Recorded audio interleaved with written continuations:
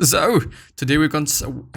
I can't talk. I really can't talk. Today we're once again going to go through another bookity book, and it's going to be, I think, a pretty cool book. Even though, like, it really depends on what you're going to assume or what we are going to assume. Then we just really we're going to see. We're really going to see what it is going to be like. Maybe there's going to be a huge and goo one, but maybe there's something completely just shitty and whatnot. But we're going to see after the intro, as always. As every day. Because this is what we do. Because this is what we make. And I'm searching for my little cloth.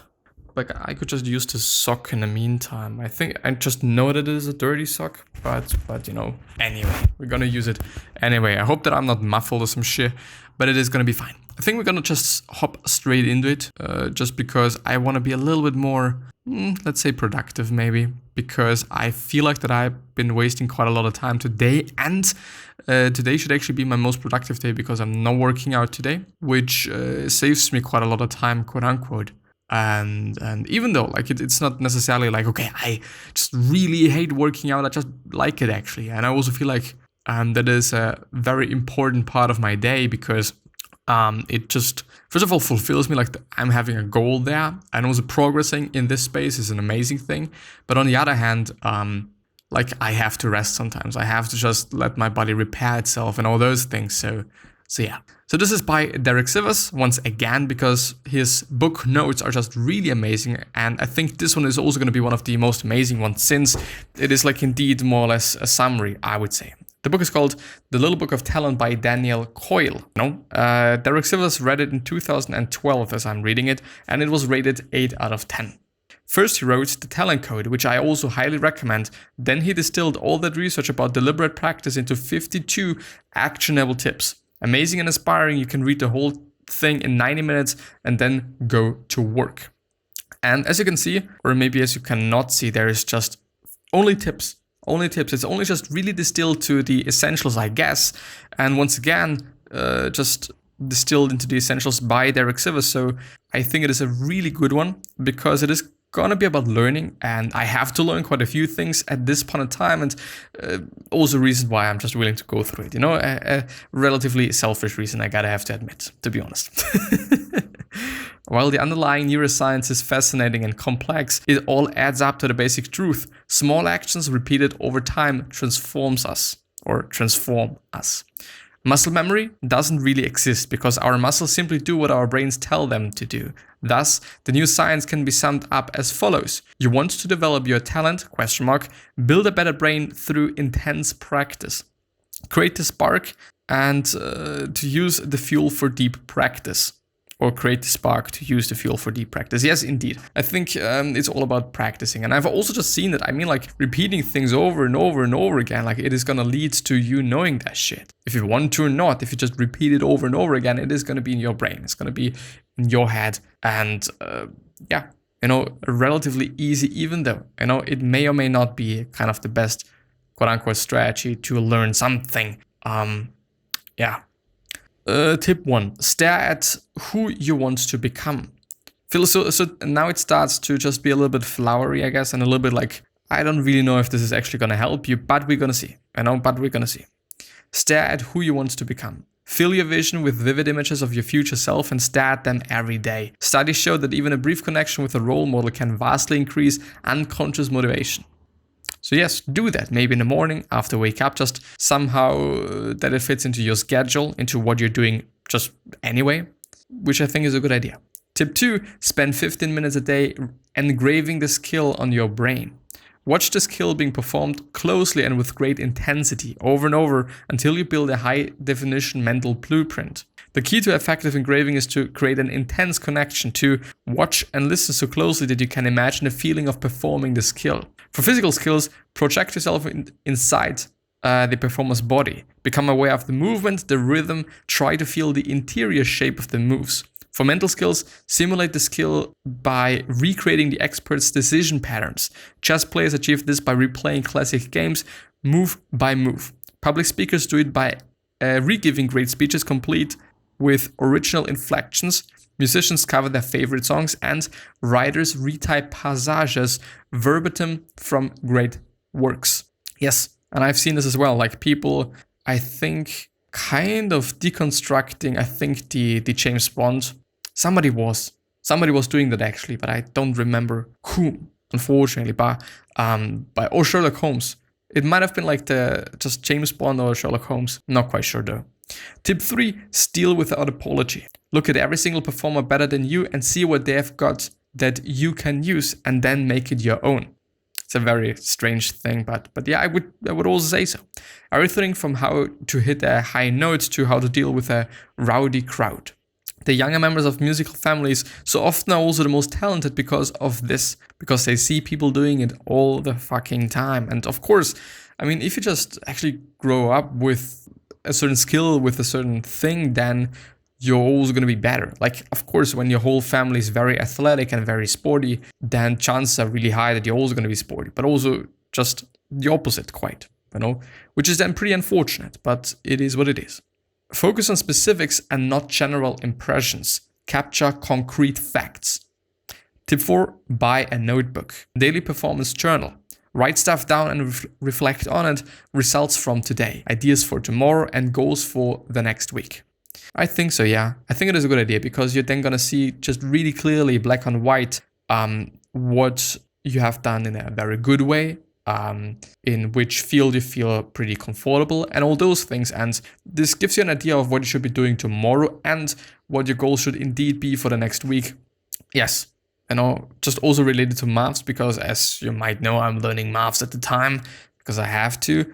Even though it's pretty fun, it can really be fun, to be honest. Like it's actually a cool subject, and I've actually kind of always liked it very deep inside of me, but the outside of me just always said like, no, fuck this shit. But it's actually pretty cool, because you can think about things, you can really try to bend your mind around certain things, and I really like that. I really enjoyed it. I really enjoy this type of stress, I guess. And in terms of that, like, okay, if I notice, okay, I'm not good at this specific type of exercise, task, or whatever, then I might just have a look at similar ones tomorrow and therefore create a plan for the next week, what I should be working on then. Yes. Tip 5, be willing to be stupid. If a passerby or passerby, whatever, can recognize a song, it is being played too fast. I don't know what a passerby is. A person who happens to be going past something, especially on foot. Okay, when disturbed by a passerby, he leaned out the window. Oh, ein Passant. If a passerby can recognize a song, it is being played too fast. Is it really indeed being played too fast? I'm not quite sure, actually. Tip 6, choose Spartan over luxurious. And this is, by the way, a pretty cool tip, and I think just in general for life, I would say. Luxury is a motivational narcotic. It signals your or our unconscious minds to give less effort. It whispers, relax, you have made it. Simple, humble spaces help focus attention on the deep practice task at hand, reaching and repeating and struggling. Yes, indeed. I mean, if there is not a lot of beautiful things and fancy things. By the way, the lighting today is fucking amazing. I love it. I really love it. Also with the colors, with the whole color scheme there. Really cool. I enjoy that. But yeah, I think it's actually kind of insane that I've already been working like 6 hours on various different things. Mostly school stuff. I think only 1 hour, just something else. And also just a few minutes probably on, or maybe even an hour, probably an hour quite to really, because, small things really add up on just resting and trying to kind of stay focused, I guess. Tip 7, before you start, figure out if it is a hard skill or if it is a soft skill. Hard skills are about repeatable precisions. Soft and highly flexible skills are about being agile and interactive, about instantly recognizing patterns as they unfold and making smart, timely choices. The following 3 tips take this idea further, explaining the methods of deep practice that work best to develop each type of skill. Tip 8. To build hard skills, work like a careful carpenter. Be careful, slow, and keenly attuned to errors. Make one simple move at a time and repeating and perfecting it before you move on. Pay attention to errors and fix them. The Suzuki Music Instruction Method does this. The Suzuki Music Instruction Method does this. I don't know what he's referring to be honest, but maybe I'm gonna look it up. Tip 9, to build soft skills, play like a skateboarder. Soft skills are the result of super fast brain software recognizing patterns and responding in just the right way. Soft skills are built by playing and exploring inside challenging, ever-changing environments. These are places where you encounter different obstacles and respond to them over and over again. Practice should be aggressive, curious and experimental, always seeking new ways to challenge yourself. After each session, ask yourself what worked and what didn't, and why didn't it work. You just have to go back to. So hard skills are about repeatable precision. I see. Soft skills are highly flexible, about being agile and interactive, about instantly recognizing patterns.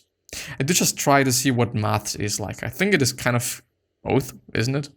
Honor the hard skills. Most talents are a combination of soft and hard skills. Prioritize the hard skills because in the long run, they are more important than your talent. And yes, indeed, this is the case. If you work really, really, really hard, you can just indeed outperform those people that are really talented, which, I don't know, it really is a pity for those people, quite, because they have the talent, and so they just have a natural plus on their side, if you know what I mean. You know what I mean. Tip 11, don't fall for the prodigy myth. It would actually be kind of good to know what it is. The genius, he was a child prodigy, child genius, wonder child, myth. Don't fall for the prodigy myth. What could it mean? What could he say? I'm a little bit unsure, to be honest. A little bit unsure. Thing is, does it mean that you shouldn't just think that you are a prodigy and or that you have to be a prodigy to just do something specific or something that you're willing to do? Maybe. Tip 12, 5 ways to pick a high quality teacher or coach. Avoid someone you who reminds you of a Curtis waiter. I don't know what a Curtis waiter is, but never mind. Seek someone who scares you a little. Look for someone who watches you closely, is action-oriented, and is honest, sometimes unnervingly so. Seek someone who gives short and clear directions, someone who loves teaching fundamentals and other things. Being equal, pick the older person. I see, just maybe because of experience, I guess. I assume. I don't know. In the talent hotbeds I visited, practice was the big game, the center of their world, the main focus of their daily lives. The key to deep practice is to reach. This means to stretch yourself slightly beyond your current ability, spending time in a zone of difficulty called the sweet spot. It means embracing the power of repetition so the action becomes fast and automatic. It means creating a practice space that enables you to reach and repeat, stay engaged and improve your skills over time. Yeah. This does not mean doing the same task over and fucking over again, because at some point you're going to be just, first of all, really bored, and second of all, you just are able to do it. You know, you're just good, whatnot. Find the sweet spot. Sensations, frustration, difficulty, alertness to errors. You're fully engaged in an intense struggle, as if you're stretching with all your might for a nearly unreachable goal, brushing it with your fingertips, and then reaching it again. Percentage of successful attempts is 50 to 80%. I see. So this is indeed challenging. I like that, by the way, because I think it just gives a very, very clear instruction of how difficult it should actually be. If you just, if you're unsure and stuff, then it's probably the right thing to do. You know, because if you're unsure, then it is at least 50-50. You know, maybe you just know a little bit about it, but it is still difficult. So it's kind of 60%, 70%. Locating a sweet spot requires some creativity. Seek out ways to stretch yourself. Play on the edge of your competence. As Albert Einstein said, one must develop an instinct for what one can just barely achieve through one's greatest efforts. If you tried your absolute hardest, what could you almost do? Mark the boundary of your current ability and aim a little beyond it. That's your spot. Yes, indeed. And I think also about, I mean, if we just talk about working out, I think you can also apply it to that, because I mean, you're going to have a 1 rep max. Might be, I don't know if it's about bench pressing. It really depends. I know some people are just naturally stronger, some are not. And yeah, you know, it is what it is.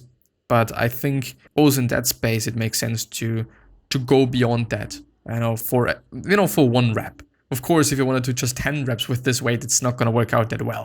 Kinda. So yeah, but maybe one day you can make your just 1 rep max weight to your normal weight, which, yeah, I don't know, probably includes steroids and stuff, but you'll see.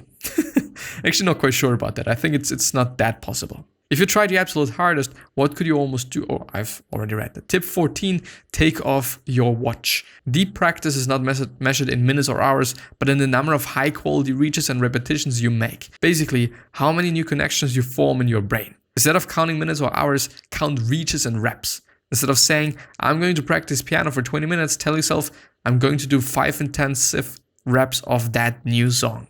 And I think it really makes sense because you can waste a lot of fucking time. You really can. Over the day, over an hour, really. And I don't know, like, yeah. Tip 15, break every move down into chunks. What is the smallest single element of the skill that I can master? What other chunks link to that chunk? And practice one chunk by itself until you have mastered it. Then connect more chunks one by one. See the whole thing, break it down into its simplest elements, and then put it back together and then repeat.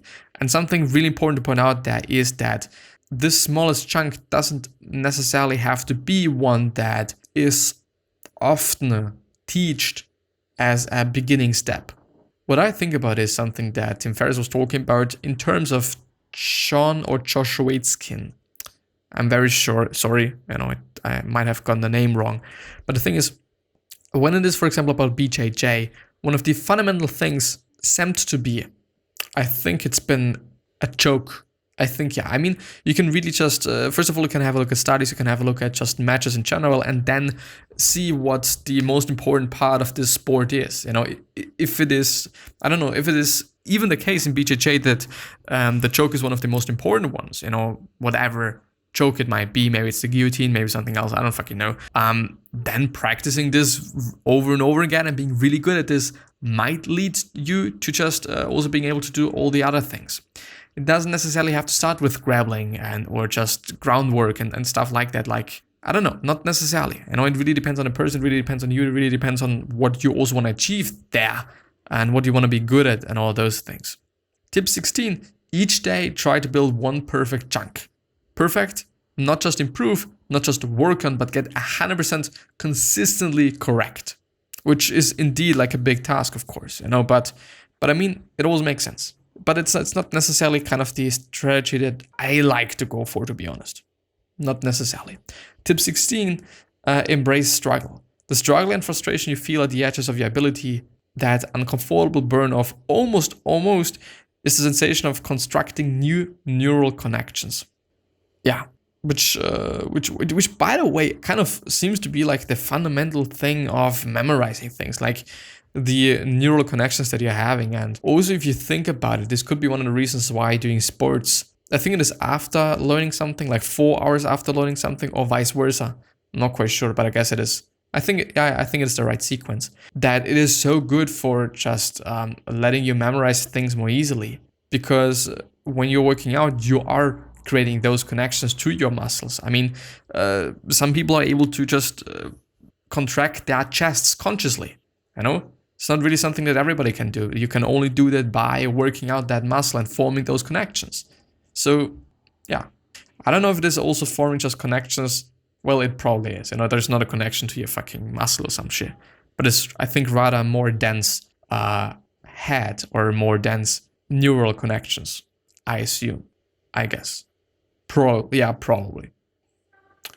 Kind of, I would say. Yeah. Tip 18, choose 5 minutes a day over an hour a week. Yes, indeed. The way our brains grow incrementally, a little each day, even as we sleep. Daily practice, even for 5 minutes, nourishes this process, while more occasional practice forces your brain to play catch up. Yes, indeed. But it is also going to be just more of a difficult thing to do something for an hour or plan in an hour each week to do that. And chances are way higher that you're going to be like, well, no, I'm not going to practice it today. I'm going to do something else. But if it is just 5 minutes a day, like, you can spare that. You really can. Tip 19, don't do drills, instead play small addictive games. Skills improve faster when they are looked at this way. If it can be counted, it can be turned into a game. Yes, indeed. I just think how I could make things into a game. But there's a lot of math games, I guess. Tip 20, and this is going to be the last tip for today, practice alone. And this is a really important one because I see it as well. I really see it as well. And this is kind of the pity that I had in my life, because my parents always, or just my mother actually, My mother always practiced school stuff with me, always. She always did it with me. And I think it's been one of the worst things there is because, I don't know. I think then it is something completely different to do something alone in school and stuff. Like, there is nobody to help you and stuff. Of course, helping and teaching things, they're important, but just practicing is just something you should be doing, I think, without an instructor, kind of. But yeah, I think I'm going to end the episode there.